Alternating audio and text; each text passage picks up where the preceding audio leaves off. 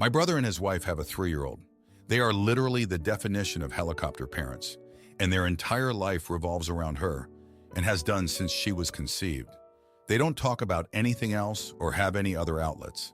They do absolutely nothing if it's not toddler-centric, and every event has to be meticulously planned around her snack times, etc. Although I love my niece, she is very spoiled, whiny, little brat nearly all of the time. None of my family enjoy spending extended periods of time with them, as meals, bedtimes, and most interactions are unpleasant, tedious, and/or annoying. I spend around a weekend a month visiting them, not because I want to usually, but because I feel guilty when I don't, as I'm the only relatively close family member to where they live. Since they've had a child, they seem to think that everyone else's lives should 100% revolve around them and their child and their plans. Most people predictably have drifted away because of this.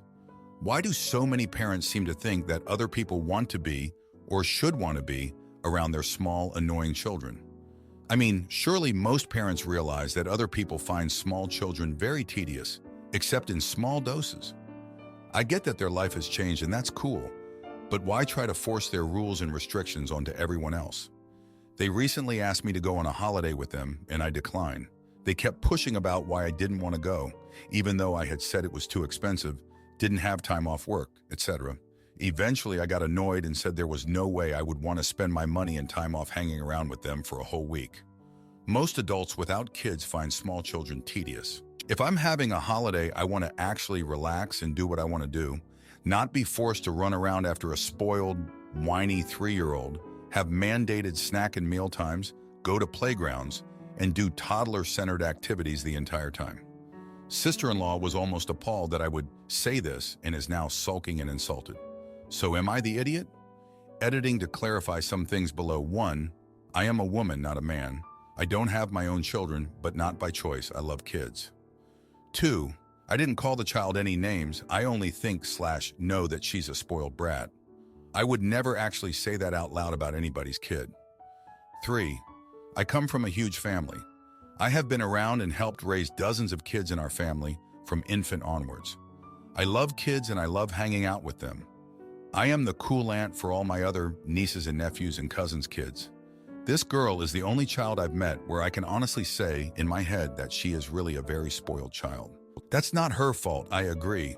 It's her parents' fault, but I worry how this is all going to turn out for her. That's why I do make the time and effort to still see them for a weekend a month, as I want to try and be a good influence. Out of 40+ people in our extended family, I am the only one who still makes an effort to do anything with them, precisely because of their and her behavior. 4. Examples of their behavior. When the kid is asleep, they try to make everyone sit quietly in the furthest room away from her for the entire time. If you need to go to the toilet while she's asleep, even at night, they lose their shoot as opening the door, and peeing is too loud and might wake her. I have friends in their town and I live an hour away, so when I go there, I sometimes want to go catch up with a friend for a coffee or whatever for like an hour max. They lose their shoot as then I'm not prioritizing spending time with them and the child, even though I'm there for the whole weekend every month. They have never been away from her for more than an hour in 3.5 years. I have tried multiple times to set up a date night for them while I babysit, but they always cancel at the last minute because they can't leave her alone, and then we all just sit around watching her for the evening. When we're talking, she is allowed to scream and shout constantly, so you can actually never have a conversation. I've tried saying, "Shh, be quiet. We're talking for a minute. I'll listen to you next." But her parents lose their shoot because I shouldn't correct her, and they never correct her for anything. She rules every part of their life, etc. 5. I know all small children have their moments and can be exasperating, but this is a whole other level, and like I say, I've been around small children all my life and have been babysitting toddlers and infants on my own over weekends since I was 12. 6. I definitely could have worded things better, but the problem is that multiple people have tried helping and advising this couple for the last 3.5 years, and other parents in our family have even staged interventions with them, as it is not a healthy dynamic. However, they don't listen to a word anybody else says, and as a result, I'm the only one left who still hangs out with them, because they are almost unbearable to be around. 7. I'm still hoping things will change soon and get better, but I'm kinda at the end of my tether too. It's been a long few years. Now for a few comments before the update. Comment 1. This reminds me of a lady I knew. Her daughter was exactly treated like this. Unfortunately, her daughter was 10 years old and also whiny and spoiled. One friend took a trip to Italy with them, and the entire trip had to be centered around what the 10-year-old wanted. That friendship abruptly ended. Not the idiot and good for you for saying something, because they need to just stop with the helicopter parenting. They're raising a kid others will avoid. Comment 2. I think you should have a real chat with them about how you miss their personality and you wish you could talk about do things that don't revolve around kids. Explain to them that you think some people in their life have stopped speaking to them because of this, because you didn't really explain that. Now for the update, thanks for all the comments on my last post. Things have only gotten more intense since then. Just last weekend, I was over at my brother's place again. It was the usual routine, tiptoeing around the house, whispering, and enduring the constant tantrums from my niece. But this time, something new happened. My brother's neighbor, who's usually pretty quiet, came over to return a lawnmower he'd borrowed. He's a single guy, keeps to himself mostly, but he's always been polite and friendly. Well, my brother, out of nowhere, starts accusing him of making too much noise when he's working in his yard, and it's disturbing my niece's nap time. The neighbor was taken aback, saying he always does his yard work at reasonable hours. But my brother wasn't having it. He got so worked up, he actually threatened to call the police if the noise didn't stop.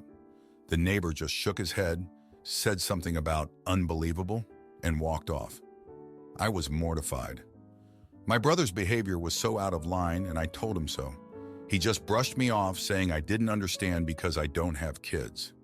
A few days later, I heard from my friend in town that the story had spread, and now my brother is getting a reputation as the crazy neighbor. I felt bad for the guy next door. He didn't deserve that kind of treatment. But that's not even the worst part. Remember how I mentioned trying to set up date nights for them? Well, I tried again.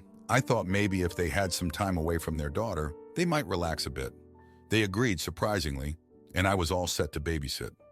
I had planned a whole evening of fun activities to keep my niece occupied. Then just as they were about to leave, my sister-in-law suddenly starts crying, saying she can't do it. She can't leave her baby. My brother, instead of comforting her, gets angry and starts yelling about how she's ruining their marriage and how he can't stand being stuck in the house all the time. It was a huge fight, and in the end, they didn't go anywhere. I was left sitting there feeling awkward and useless while they argued in the other room. The next morning, things were tense. My brother barely said 2 words to me, and my sister-in-law wouldn't look me in the eye. I left early, feeling like I'd somehow made things worse. But here's the kicker. A few days after that disaster, my brother calls me up out of the blue and apologizes. He said he realized he'd been taking his stress out on everyone else, including me and the neighbor. He even went over and apologized to the neighbor, who was surprisingly cool about it. My brother said he and his wife are going to start seeing a counselor to work on their issues. I was shocked. I never thought he'd be the one to take a step back and see how his actions were affecting everyone. It's a small step, but it's something. Maybe there's hope for them yet. So that's the latest. It's been pretty hard on us, but maybe, just maybe, we're heading towards something better. Thanks for sticking with me through this. My husband lets his mom criticize my parenting and steal our money. So I expose his affair and watch his world crumble. I, 27 years old, have been married to my husband. I'll refer to him as Alex, fake name, 36 years old, male, for 7 years, and we have 2 children together, a 3-year-old girl and a baby, 2 weeks old. A week ago, my mother-in-law, we'll call her Kathy, recently had a pretty bad breakup with a long-term partner of hers. Following this, Kathy asked Alex if she could stay with us for a while. He obliged. Alex didn't run this by me, but as this is his mother and she is going through a rough patch, I let it go. Now here's where the problem begins. My mother-in-law has been constantly critiquing my parenting and even inserting herself in me and Alex's finances. I'm no stranger to her bashing my parenting when we would see her on holidays with my toddler, but this was her first time staying with us for so long. Some of my mother-in-law's bashing goes as follows. The baby is mainly formula fed. I want to breastfeed exclusively, but my milk supply is low and I've been working with my baby's pediatrician. She goes on long rants about how I'm feeding my baby poison and throwing money down the drain, and how she breastfed her children with no problems. and that I need to stop being lazy, as well as 1,000 critiques about how I'm holding the baby too much and I'll spoil her. No amount of telling her about my conversations with my baby's pediatrician put an end to this.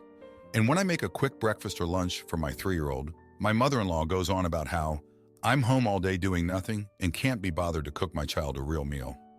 My final straw happened last night.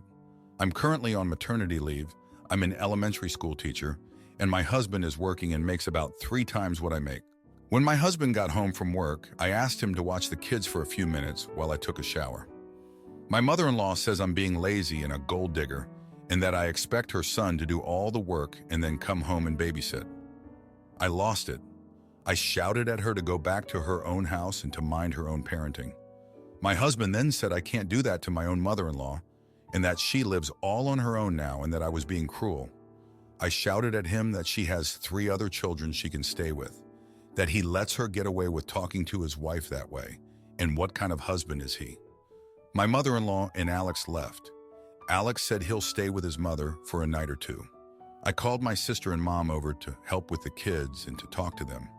I feel like I may be TA because even though Alex has heard many of the remarks she's made about me and my parenting, I probably should have talked to him about it, and now it made me feel. Edit, apologies for not responding sooner. I just got a chance to check my phone for the first time since I posted. Thank you for all of the feedback.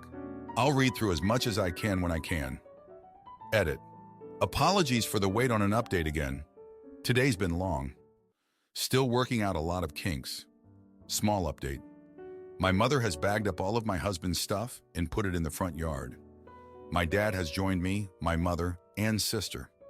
My parents and sister will be staying with me until who knows when. My brother-in-laws, sister-in-law, and their spouses have reached out to me with support. They are not happy with Alex or my mother-in-law. My family has been supporting me as I weigh my options as far as getting a divorce lawyer or demanding some big changes from Alex. My mother and I are likely going to have some consultations soon to get my ducks in a row. I think that's covered everything, but I might be forgetting some things. Now for a few comments before the update. Comment 1. Not the idiot. 1. Your husband invited his mother to stay with you without asking when you are 2 weeks post-delivery. 2. He heard many of her mean remarks and never once stepped in to defend you or tell her to back the hell off and stay in her lane. Your husband owes you a big apology before he gets to come back. I don't even need to get into how much of an mother-in-law acted like. That one is too damn easy. Edit.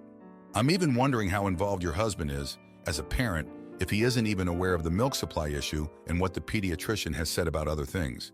Why wouldn't he even speak up about issues that involve his child? Comment 2. Not the idiot and your husband is a shitty husband. No matter what he does to be a good husband, his behavior and unwillingness to stand up to his mother and understand she is wrong is not okay. And that outranks the parts of being a good husband and makes him a shitty one. You need to give him an ultimatum and come up with an exit plan, just in case it ever got to that stage. Regardless of her being his mother, you and the kids are his family and it's your home. She does not get to dictate or disrespect you, and he is a crappy husband and father for allowing that behavior under his roof. Now, for the update, thanks for sticking around for this update. So Kathy decided to throw a family gathering at her place, and guess who was invited? Everyone but me. Alex went, of course, and took the kids. I found out through a cousin who thought I was going too. It felt like a slap in the face. I mean, after everything, she still had the nerve to exclude me, and Alex just went along with it. At the gathering, Alex's brother, let's call him Mike, had a bit too much to drink and started spilling secrets. Turns out, Kathy had been bad-mouthing me to the entire family for months, even before the breakup. She painted me as the villain, and Alex never defended me. Mike, in his drunken state, ended up arguing with Alex about how he treats me. It got heated and Mike punched Alex. The next day, Alex came back home with a black eye and a lot of explaining to do. He tried to apologize, saying he didn't know his mom was saying those things, but I wasn't buying it. How could he not know? And why go to the party without me? It didn't add up. My family was furious, and my dad, well, he almost went over to Kathy's to give her a piece of his mind. I had to calm him down. A few days later, I got a call from the school where I teach. Someone had sent an anonymous tip that I was neglecting my children and that they should check in on my fitness to work with kids. It was a nightmare. I had to meet with the principal and a social worker. They found nothing, of course, but the damage was done. I felt humiliated, and deep down I knew Kathy was behind it. I confronted Alex, and he promised to talk to his mom. He came back saying she denied everything and that we should just move on. Move on? After she tried to ruin my career? I was fuming, but Alex acted like it was just another misunderstanding. Then the bank called. There were multiple large withdrawals from our joint account. Alex had been moving money to a separate account he opened. When I asked him about it, he said it was for a surprise he was planning for us, a family vacation. But why be so secretive? And right after everything with his mom? It didn't sit right with me. My sister suggested I see a lawyer just to know where I stand. I did, and the lawyer said I had grounds for separation, especially with the financial secrecy. But when I told Alex, he broke down, saying he couldn't lose us and that he'd do anything to make it right. He even suggested couples therapy.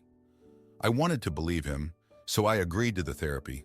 It's been a few sessions, and he's been saying all the right things, but I can't shake the feeling that he's just trying to smooth things over until the next blow-up. And then the biggest shock came. I got a letter in the mail. It was a paternity claim. Some woman claiming Alex is the father of her child. I couldn't breathe. Alex swore it was impossible, that she was just after his money. But the dates lined up with a business trip he took last year. We're waiting for the DNA test results now. My family is rallying around me, telling me I should leave him, that I deserve better. But Alex is begging me to wait for the results, to give him a chance to prove it's all a lie. I'm torn. Part of me wants to pack up the kids and go, but another part of me can't let go of the life we built together. I keep hoping Alex will change, that we can get past this and be a family again. But with every new revelation, it gets harder to hold on to that hope. Thanks for reading this mess of an update. My mom's husband assumed he'd walk me down the aisle. But when he tried to play dad, at my wedding I cut him out of my life and canceled his lavish vow renewal ceremony. So my fiance and I thought it would be sweet if we were both walked down the aisle by our parents at our wedding. For her, that's both her moms, and for me, that's my mom. I lost my dad 11 years ago when I was 14. My mom was thrilled when I asked her and told me she was so excited to walk her baby boy down the aisle. The problem came in when she told her husband that I wanted them to walk me down the aisle, not just her, like I explicitly stated, but her and her husband, who has never been my parental figure and only came into my life as an adult. He was excited about the prospect as well, and he called me up and told me he was glad I was finally letting him step into the role of a father figure because he always wanted kids and he was proud to have a son. I had no idea where this came from, so I asked what he meant, and he said the fact I wanted my mom and him to walk me down the aisle meant I was embracing him as a parent too. I told him I had not asked for both of them. I asked just my mom. He acted like I never spoke, so I called my mom and asked where he got the idea I had asked him, and she told me she hadn't seen it as a big deal because they're married and he's a good man, and surely I'll want him to be grandpa to my future kids, so including him in this shouldn't be such a big deal. I told her it is a big deal because he is not my parent, and if anyone was going to be walking with us, it would be Dad, but he's not here, and because he's not here, I don't want anyone else. I told her she needed to clear things up with her husband, and she told me no. She said she would not crush him, and I could man up and allow him the joy of experiencing this with us. I told her I was not going to walk with the two of them. She told me it was too late to back out now, and what harm would it do? She told me it would crush him to have it taken back. I told her he blatantly ignored me when I already told him, and she defended it, saying he was excited and wanted to be included. I told her I wouldn't walk with her if she didn't fix this, and she told me I had to walk with her. I already asked, and she already accepted. Which is when I told her if that was her stance, then I was taking back the offer for her, and she could figure out what to tell the man she married. All hell broke loose when I told my mom this, and she told me I was behaving like a child and excluding a good man for no good reason, as well as punishing her for trying to be a good wife. Am I the idiot? Now for a few comments before the update. Comment 1. So your mother decided all on her own to force her husband into a parental relationship with you without asking or consulting you, and is now acting like you have no choice but to go along with it? So not the idiot, and you should start mentally preparing yourself to uninvite them both and, depending on the level of drama your mother is capable of, putting passwords on vendors and talking with the venue about security. Comment 2. Not the idiot. You had a very good reason. You had a dad, someone who cannot be there for you on your wedding day. You do not want her husband to take away that. She is acting like a child and going against your wishes, as she shows that her husband's feelings are more important to her than those of her own son on his special day. You were completely right to tell her that she cannot walk you down the aisle after that. Now for the update, thanks for sticking around. Things have only spiraled since I last wrote. After the whole fiasco with my mom and her husband, I thought I had made my point clear. But no, my mom decided to take matters into her own hands. She went behind my back and changed the wedding procession order with the planner, adding her husband next to her. I didn't find out until the rehearsal, and by then it was a mess. I was furious, and we had a huge argument right there in front of everyone. It was embarrassing, but I felt betrayed. I should have confronted her husband too, but I didn't. I avoided him, thinking it would somehow just resolve itself. Big mistake. The wedding day came, and there he was standing next to my mom, ready to walk down the aisle. I was cornered, and in the heat of the moment, I just went with it. I regretted it instantly, but the damage was done. Photos were taken, and there he was, in every single one, right next to my mom and me. The aftermath was just as you'd expect. My fiancée was upset because she knew how much it bothered me, and it put a damper on what should have been our perfect day. My resentment towards my mom grew. She thought she had done the right thing, but all she did was drive a wedge between us. But that wasn't the end of it. A month after the wedding, my mom's husband started talking about renewing their vows and wanted me to be his best man. It was like he took my silence at the wedding as acceptance of him as my new dad. I was stuck. I didn't want to do it, but my mom pleaded with me, saying it would mean the world to him. So I agreed, thinking it would be a small family affair. Turns out he had other plans. He booked a lavish venue and invited over 100 guests. It was like a second wedding for them, and I was paraded around like the proud son. It felt so fake, and I was just going through the motions. I should have said no from the start, but I didn't want to cause another scene. I just wanted peace. Then 2 weeks later, my mom's husband was diagnosed with a serious illness. It was a shock to everyone. My mom was devastated, and somehow I was roped into being the supportive son. I was there for my mom, but it was hard to feel anything for him.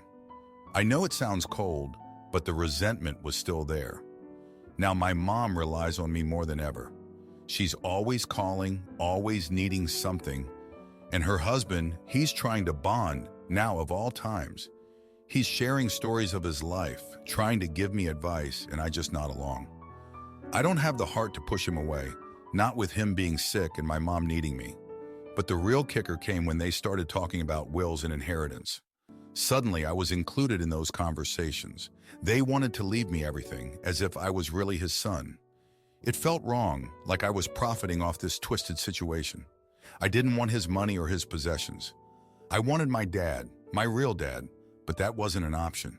So here I am, stuck in a life I never asked for, with a man who thinks he's my father, and a mother who can't see how much this hurts. I made the wrong choice at the wedding, and now I'm living with the consequences. It's a mess, and I don't know how to get out of it without hurting everyone involved. Thanks for reading this far. It helps to vent, even if it's just to strangers on the internet. If you like this video, you'll probably like these too. Also, while you're here, please consider subscribing. It's your support that keeps this channel alive and allows me to make better and longer videos. Have a great day.